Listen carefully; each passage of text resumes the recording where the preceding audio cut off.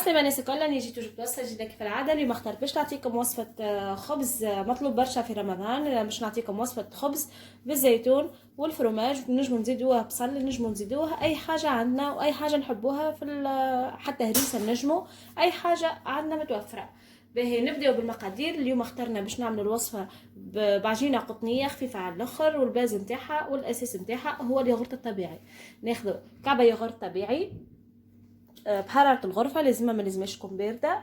كعبة اليogurt الطبيعي باش نكيلو حكة والا بالكيس ديراليكس كيف تقريبا.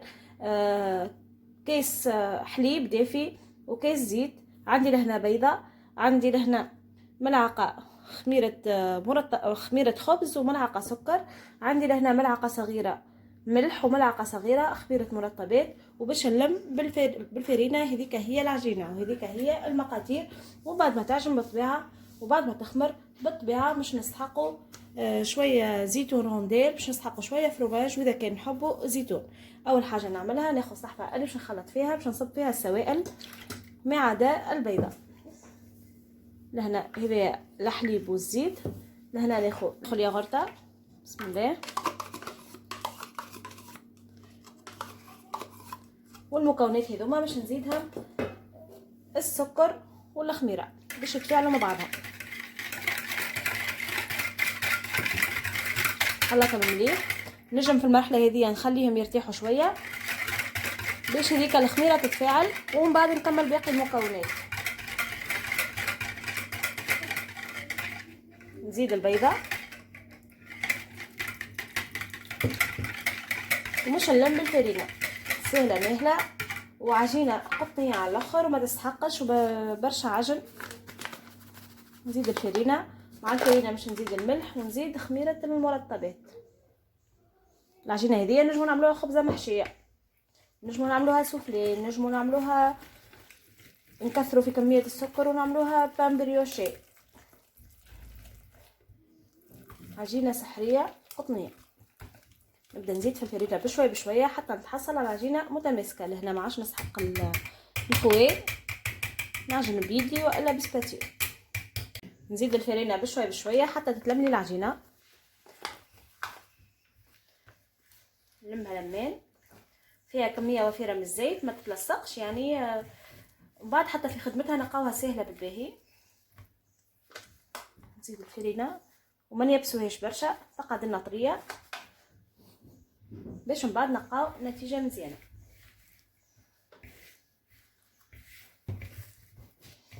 حصلت على القوام المطلوب، نخدمها كيما هكا شويه شويه حكايه دقيقتين 3، ومن بعد نخليها تخمر. جست نزيدها رشه صغيره فرينه ونخدمها يا اما على سطح العمل والا في الصحفه. نخليها تخمر سوايع من زمان، ومن بعد نرجع نشكلوها. لازمها اي نوع تاع خبز لازمو يخمر مرتين، يعني انا بعد ما تخمر لي هكا ونشكلها مش نخليها تعاود تخمر مره ثانيه. لهنا العجين نتاعي باش نغطيه بحاجه دافيه في مكان دافي ونخليها تخمر سوايع من زمان، وبعد نرجع لكم نشكلوها مع بعضنا. هذه العجينه خمرت سايت وما بقالي كان باش نشكلها. شوفوا العجينه قداش خامره مليح. نحيلها الغازات نتاعها مليح، ومن بعد نبدا في عمليه التشكيل. بالنسبه للعجينه شوفوا قداش مسيبه روحها وقداش طريه قطنيه. باش نقسمها على 4، باش نعمل 4 خبيزات. اذا كان تحبوا الحجم انتم الحجم اللي تحبوه، يعني تحبوا الحجم كبير ولا صغير. لهنا انا باش نعمل 4 كعبات متوسطين. شوفوا العجينه قداش ماشيه معايا. كما قلت لكم العجينه هذه تنجموا تعملوا بها جميع انواع المعجنات نتاعكم المحشيه حلوه ولا حاره. جست نكورهم هكا شويه شويه ونخليهم على جنب،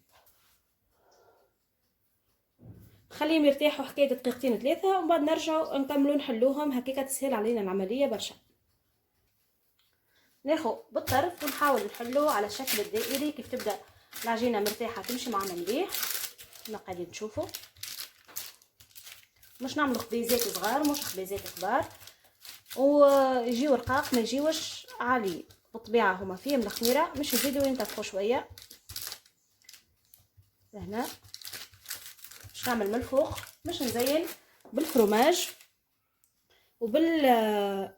بالزيتون. واذا كان نحبوا بصل، البصل ديما اختياري، فما شكون ما يحبش البصل في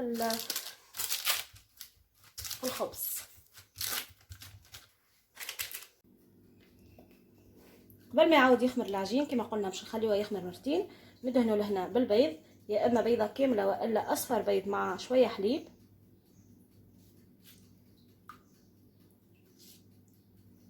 هذه كما هكا. وناخذ الزيتون اللي عندي، مثل انا عندي لهنا زيتون رونديل، تنجموا تعملوا اخضر والا اسود اللي متوفر عندكم. نوزع بصفه عشوائيه. ناخذ هنا فروماج، عندي الفروماج شيدر النوع هذايا اللي متوفر عندكم ما يقلقش، حتى فروماج المثلثات. نعمل كعيبات فروماج مكعبات.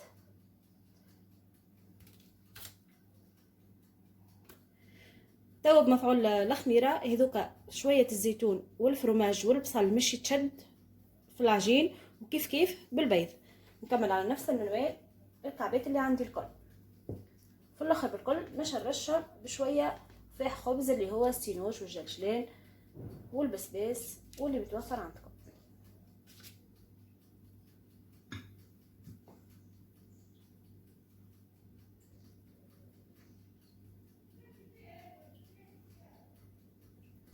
كملت حضرت الخبيزات نتاعي، دهنتهم وعملت لهم الزيتون كما شفتوا والفرماج والبصل.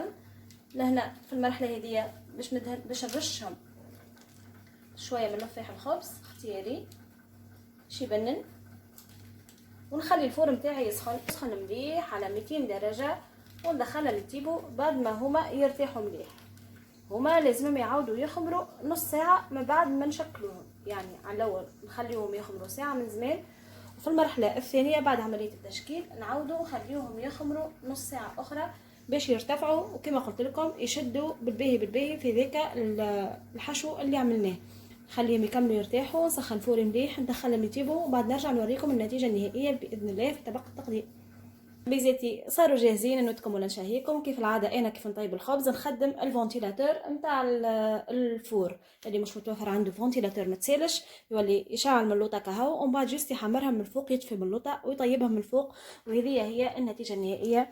انا بالنسبه لي خدمت الفونتيلاتور كما قلت لكم وخليته على 220 درجه. شوفوا محلاها اللون من جهات الكل، فرد لون حاجه بنينه برشا، الريحه ما شاء الله تهبل.